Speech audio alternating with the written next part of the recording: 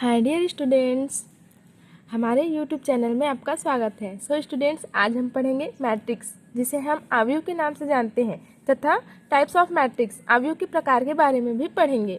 अगर आप ये वीडियो पूरा शुरू से आखिरी तक बिना स्किप किए देखेंगे तो आपको ज़रूर समझ में आएगा, तो प्लीज़ स्किप ना करें। साथ ही साथ आपको नोट्स भी दिया जाएगा जो आपको डिस्क्रिप्शन में मिल जाएगा। तो चलिए वीडियो स्टार्ट करते हैं। मैट्रिक्स डिफिनेशन देखते हैं। अवयव संख्याओं या फलनों की आयताकार सारणी को कहा जाता है जो कुछ नियमों का पालन करती है। इसमें संख्याओं या फलनों को छोटा कोष्ठक, दोहरा डन या बड़ा कोष्ठक के अंदर लिखा जाता है। अवयव को अंग्रेजी के बड़े अक्षर के A, B, C एक्सेट्रा से दर्शाया जाता है। मैंने कहा अवयव जो है संख्याओं या फलनों की आयताकार सारणी को बोलते हैं। तो पहले संख्याओं की सारणी देखते हैं हम। ये हो गई हमारी संख्याओं की सारणी, ये भी हो गई हमारी संख्याओं की सारणी, ये भी हो गई हमारी संख्याओं की सारणी। इसमें ये रियल नंबर है और ये कॉम्प्लेक्स नंबर है। फलनों की सारणी देखते हैं। F1x, F2x, F3x, F4x etc. अब हम पंक्ति और स्तंभ के बारे में जानेंगे। पंक्ति को इंग्लिश में रो कहा जाता है, स्तंभ को इंग्लिश में कॉलम कहा जाता है। अवयव के एलिमेंट्स की हॉरिजॉन्टल लाइन, अवयव के एलिमेंट्स मीन्स ये सारे अवयव के एलिमेंट्स हुए ये। तो अवयव के एलिमेंट्स की जो हॉरिजॉन्टल लाइन होती है, क्षैतिज रेखा, इस प्रकार से, तथा अवयव की जो वर्टिकल लाइन होती है ये। अवयव के एलिमेंट्स मीन्स अवयव में ये जो भी हैं ये सारे एलिमेंट्स कहलाते हैं। तो अवयव के एलिमेंट्स की जो हॉरिजॉन्टल लाइन होती है, इस प्रकार से हॉरिजॉन्टल लाइन, ये हमारी रो कहलाती है, पंक्ति, तथा जो वर्टिकल लाइन होती है इस प्रकार से ऊर्ध्वाधर, वो हमारी अवयव की स्तंभ या फिर कॉलम कहलाती है। अवयव में पंक्ति को R1, R2, R3 तथा स्तंभ को C1, C2, C3, C4 इत्यादि से दर्शाया जाता है। एग्जाम्पल से समझते हैं इसे। हमने कोई मैट्रिक्स ए लिया, इसमें हमारा फर्स्ट रो होगा, इसमें जो हॉरिजॉन्टल लाइन है ये वाली, ये जो हमारी हॉरिजॉन्टल लाइन है ये हमारी पंक्ति कहलाएगी या रो। ये भी हमारी एक पंक्ति कहलाएगी, ये भी हमारी पंक्ति कहलाएगी। इसे हम फर्स्ट रो कहेंगे, इसे सेकेंड रो, और ये हमारा होगा थर्ड रो। फर्स्ट रो को R1 से प्रदर्शित करते हैं, सेकेंड रो को R2, थर्ड रो को R3। अगर फोर्थ रो होता तो R4, R5, R6 ऐसे ही चलता ही। अब हम इसमें कॉलम देखते हैं। ये जो हमारी वर्टिकल लाइन है ये हमारी कॉलम या फिर स्तंभ कहलाएगी। ये हमारा होगा फर्स्ट कॉलम, ये वाला होगा हमारा सेकेंड कॉलम, और ये वाला होगा थर्ड कॉलम। अगर फोर्थ कॉलम होता तो C4 से दर्शाते, C5, C6 एक्सेट्रा, ऐसे ही यह क्रम चलते रहता। अब हम देखते हैं ऑर्डर ऑफ मैट्रिक्स मीन्स अवयव की कोटि। किसी मैट्रिक्स में रो पंक्ति की संख्या को स्मॉल m से तथा स्तंभ कॉलम की संख्या को स्मॉल n से दर्शाते हैं, तथा m क्रॉस n को अवयव की कोटि मीन्स ऑर्डर ऑफ मैट्रिक्स के रूप में दर्शाया जाता है। अब हम एग्जाम्पल देखते हैं। जैसा कि हमने कोई मैट्रिक्स लिया A इज इक्वल टू 1, 2, 2, 1, इसमें नंबर ऑफ रोज होंगे 1, 2, तो number of rose m means 2 हुआ, क्रॉस n कॉलम 1, 2, तो ये 2, तो ये जो मैट्रिक्स है 2 क्रॉस 2 का मैट्रिक्स है। Matrix A is equal to 1, 2, 2, 1 है, इसमें नंबर ऑफ रोज है 2 एंड नंबर ऑफ कॉलम्स भी 2 है, अतः ये जो मैट्रिक्स है वो 2 क्रॉस 2 ऑर्डर का है। और मैट्रिक्स देखते हैं इसी प्रकार से। मैट्रिक्स बी लिए, इसमें number of rows 1 2 3 and number of columns 1 2 3। तो यह जो मैट्रिक्स बी है वह 3x3 ऑर्डर का है। और मैट्रिक्स देखते हैं सी, इसमें नंबर ऑफ रोज 1 2 3 है एंड नंबर ऑफ कॉलम्स 1 है।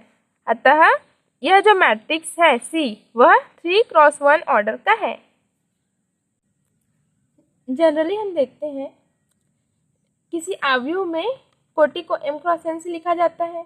सामान्यतः एक आव्यूह जिसकी कोटि m क्रॉस n होती है ना, उसे इस प्रकार लिखा जाता है a = a11 a12 a13 से लेकर a1 से लेकर n तक,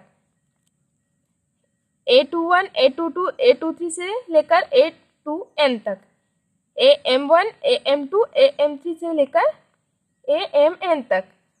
ऑर्डर है m क्रॉस n, जहाँ m है नंबर ऑफ रोज, n है नंबर ऑफ कॉलम्स। आव्यूह A को हम इस प्रकार से भी लिख सकते हैं, a = aij m cross n, जहाँ a जो है हमारा मैट्रिक्स है, ij की वैल्यू 1 2 3 रखते हैं, m हमारा नंबर ऑफ रो है, n नंबर ऑफ कॉलम है, m cross n order of matrix means आव्यूह की कोटि है। अब हम टाइप्स ऑफ मैट्रिक्स, आव्यूह के प्रकार के बारे में पढ़ेंगे। फर्स्ट है हमारा स्क्वायर मैट्रिक्स, जिसे हिंदी में वर्ग आव्यूह के नाम से जाना जाता है। यदि किसी मैट्रिक्स में रो एंड कॉलम की जो संख्या है वो इक्वल हो, तब वह मैट्रिक्स स्क्वायर मैट्रिक्स कहलाता है। स्क्वायर मैट्रिक्स को एग्जाम्पल के द्वारा समझते हैं। मैट्रिक्स ए है हमारा 1 2 2 1, जिसमें नंबर ऑफ रोज है 1 2 एंड नंबर ऑफ कॉलम 2। अतः इसका जो हमारा ऑर्डर होगा 2x2 होगा। इसमें number of rose and number of columns equal है, अतः यह हमारा स्क्वायर मैट्रिक्स होगा। मैट्रिक्स बी लेते हैं, b = 1 2 3 3 2 1 1 0 0। इसमें नंबर ऑफ रोज है 1 2 3 एंड नंबर ऑफ कॉलम्स 1 2 3। अतः इसमें रो और कॉलम की संख्या समान है, अतः यह हमारा स्क्वायर मैट्रिक्स होगा। अतः हम कह सकते हैं कि स्क्वायर मैट्रिक्स में ऑर्डर ऑफ मैट्रिक्स यानी m इक्वल जब n हो तब उस प्रकार के मैट्रिक्स को स्क्वायर मैट्रिक्स कहा जाता है।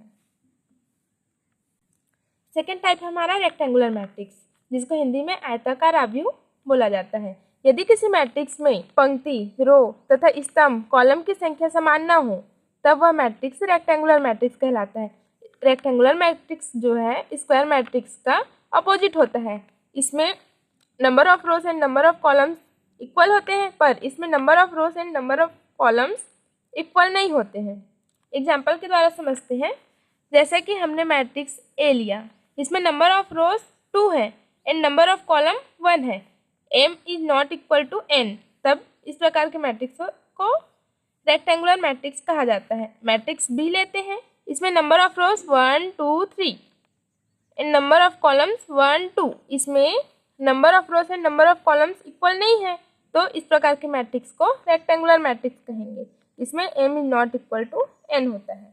थर्ड टाइप देखते हैं, रो मैट्रिक्स, पंक्ति आव्यूह। किसी मैट्रिक्स में जब रो पंक्ति की संख्या 1 होती है, तब वह मैट्रिक्स हमारा रो मैट्रिक्स कहलाता है। जैसे कि एग्जाम्पल देखते हैं, मैट्रिक्स ए, इसमें number of rows 1 and number of column 1 2। Matrix B लेते हैं, नंबर ऑफ रोज इसमें हुए 1 and number of column 1 2 3 4 5। Row जो हमारा 1 है, तो इस प्रकार के मैट्रिक्स को हम लोग रो मैट्रिक्स के नाम से जानते हैं। इसमें नंबर ऑफ कॉलम्स 1 से अधिक हो सकते हैं, पर नंबर ऑफ रोज हमेशा 1 ही रहेगा। फोर्थ देखते हैं कॉलम मैट्रिक्स। किसी मैट्रिक्स में जब कॉलम की संख्या 1 होती है, तब उस प्रकार के मैट्रिक्स को हम लोग कॉलम मैट्रिक्स के नाम से जानते हैं। एग्जाम्पल देखते हैं, इसमें नंबर ऑफ रोज है 2 एंड नंबर ऑफ कॉलम है 1। इसमें जो कॉलम है हमारा 1 है। इसी प्रकार मैट्रिक्स बी लेते हैं, इसमें number of rows 1 2 3 4 and number of column 1 है। इसमें भी कॉलम 1 है, तो जिस प्रकार के मैट्रिक्स में कॉलम 1 होता है, तो उस प्रकार के मैट्रिक्स को कॉलम मैट्रिक्स कहते हैं। इसमें रो की संख्या 1 से अधिक हो सकती है, पर जो कॉलम है हमारा 1 ही रहेगा। फाइव्थ टाइप देखते हैं डायगोनल मैट्रिक्स, जिसे हम विकर्ण आव्यूह के नाम से जानते हैं। जब किसी मैट्रिक्स में मुख्य विकर्ण प्रिंसिपल डायगोनल को छोड़कर सारे एलिमेंट 0 हो तब वह मैट्रिक्स डायगोनल मैट्रिक्स कहलाता है। जैसे कि एग्जाम्पल देखते हैं तो इसमें हमारा प्रिंसिपल डायगोनल होगा ये। मैट्रिक्स बी लेते हैं, इसमें हमारा प्रिंसिपल डायगोनल होगा ये। दोनों ही मैट्रिक्स में प्रिंसिपल डायगोनल को छोड़कर सारे एलिमेंट 0 है, अतः यह हमारा डायगोनल मैट्रिक्स हुआ। छठवां देखते हैं स्केलर मैट्रिक्स अदिश अवयव। यदि किसी मैट्रिक्स में प्रिंसिपल डायगोनल को छोड़कर सारे एलिमेंट 0 हों तथा प्रिंसिपल डायगोनल के एलिमेंट्स समान हों तब वह मैट्रिक्स स्केलर मैट्रिक्स कहलाता है। डायगोनल मैट्रिक्स में प्रिंसिपल डायगोनल की जो वैल्यू है वो इक्वल नहीं थे, पर स्केलर मैट्रिक्स में इक्वल होने चाहिए। जैसे कि मैट्रिक्स ए देखते हैं हम, ए इज इक्वल टू 2 0 0 0 2 0 0 0 2। इसमें हमारा प्रिंसिपल डायगोनल का जो वैल्यू है वो इक्वल है, अतः यह हमारा स्केलर मैट्रिक्स हुआ। मैट्रिक्स बी देखते हैं, -3 0 0 -3। इसमें भी प्रिंसिपल डायगोनल की जो हमारे वैल्यू है वो इक्वल है, अतः यह हमारा स्केलर मैट्रिक्स हुआ। सेवेंथ टाइप देखते हैं यूनिट मैट्रिक्स या आइडेंटिटी मैट्रिक्स। इसे हिंदी में इकाई आव्यूह या तत्समक आव्यूह के नाम से जाना जाता है। यदि किसी स्क्वायर मैट्रिक्स में मीन्स जहाँ number of rose and number of columns equal हो, तो यदि किसी स्क्वायर मैट्रिक्स में विकर्ण को छोड़कर यानी प्रिंसिपल डायगोनल को छोड़कर सारे एलिमेंट 0 हो तथा विकर्ण के जो एलिमेंट्स हो वो ओनली 1 ही होने चाहिए, तब वह मैट्रिक्स जो होता है हमारा यूनिट मैट्रिक्स या आइडेंटिटी मैट्रिक्स कहलाता है। एग्जाम्पल के द्वारा समझते हैं। जैसे हमने मैट्रिक्स ए लिया, इसमें भी प्रिंसिपल डायगोनल को छोड़कर सारे एलिमेंट 0 है, पर जो प्रिंसिपल डायगोनल के जो हमारे वैल्यू है वो है 1। ये जो हमारा प्रिंसिपल डायगोनल है वो 1 है, ये हमेशा 1 ही होना चाहिए, तब यह मैट्रिक्स यूनिट मैट्रिक्स कहलाएगा। मैट्रिक्स बी लेते हैं 1 0 0 0 1 0 0 0 1। इसमें भी हमारा प्रिंसिपल डायगोनल का वैल्यू क्या है 1 है एंड इसको छोड़कर सारे एलिमेंट 0 है, अतः यह हमारा यूनिट मैट्रिक्स हुआ। आठवां देखते हैं जीरो मैट्रिक्स या नल मैट्रिक्स में शून्य आव्यूह। जब किसी मैट्रिक्स के सारे एलिमेंट 0 हों तब उस मैट्रिक्स को जीरो मैट्रिक्स के नाम से जाना जाता है। एग्जाम्पल देखते हैं। जैसे कि हमने कोई मैट्रिक्स ए लिया 2 क्रॉस 2 का, मीन्स जिसमें 2 रो और 2 कॉलम हो, तो इस मैट्रिक्स को हम जीरो मैट्रिक्स या नल मैट्रिक्स कहेंगे। मैट्रिक्स बी लेते हैं 3 क्रॉस 3 का, इसमें 3 रो और 3 कॉलम है, तो इसके भी सारे एलिमेंट 0 हैं, अतः हम इसे जीरो मैट्रिक्स या नल मैट्रिक्स कहेंगे। 9th देखते हैं हॉरिजॉन्टल मैट्रिक्स। ऐसा मैट्रिक्स जिसमें रो की संख्या जो है कॉलम की संख्या से कम होती है, तब वह मैट्रिक्स हॉरिजॉन्टल मैट्रिक्स कहलाता है। एग्जाम्पल देखते हैं इसका। जैसे कि हमने मैट्रिक्स ए लिया 1 2 3 3 2 1, इसमें नंबर ऑफ रोज होंगे 1 2 एंड नंबर ऑफ कॉलम 1 2 3। इसमें जो है number of rose number of column से कम है, अतः ये हॉरिजॉन्टल मैट्रिक्स या क्षैतिज आव्यूह कहलाएगा। मैट्रिक्स बी लेते हैं। मैट्रिक्स बी लिए ये, इसमें नंबर ऑफ रोज होंगे 2 एंड नंबर ऑफ कॉलम होंगे 1 2 3 4। तो इसमें जो है number of row is less than number of column, means m is less than n। तब इस प्रकार के मैट्रिक्स को हम लोग हॉरिजॉन्टल मैट्रिक्स के नाम से जानेंगे। नेक्स्ट है वर्टिकल मैट्रिक्स या ऊर्ध्वाधर आव्यूह।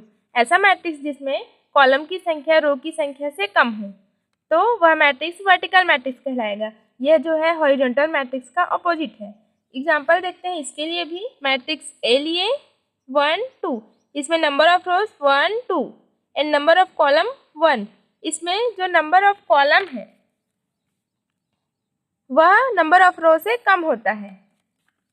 जैसे मैट्रिक्स बी लिए 2 1 3 2 1 2, इसमें नंबर ऑफ रोज 1 2 3 है, पर नंबर ऑफ कॉलम 1 2 है। नंबर ऑफ कॉलम जो है वह कम है नंबर ऑफ रोज से, मीन्स बोल सकते हैं m is greater than n। n जो है m से कम है, जहाँ m क्या है हमारा नंबर ऑफ रो है, n क्या है नंबर ऑफ कॉलम है। नेक्स्ट देखते हैं लोअर ट्रायंगुलर मैट्रिक्स, जिसे हिंदी में निम्न त्रिभुजी आव्यूह कहते हैं। ऐसा स्क्वायर मैट्रिक्स जिसमें विकर्ण के ऊपर के सारे एलिमेंट 0 हों लोअर ट्रायंगुलर मैट्रिक्स कहलाएगा। जैसे कि मैट्रिक्स ए लेते हैं, ये जो है हमारा 3x3 का मैट्रिक्स है, इसमें डायगोनल ये है, इसके ऊपर के सारे एलिमेंट 0 हैं, अतः ये हमारा लोअर ट्रायंगुलर मैट्रिक्स हुआ। मैट्रिक्स बी, ये हमारा हो गया 4x4 का मैट्रिक्स, इसमें जो है डायगोनल ये हुआ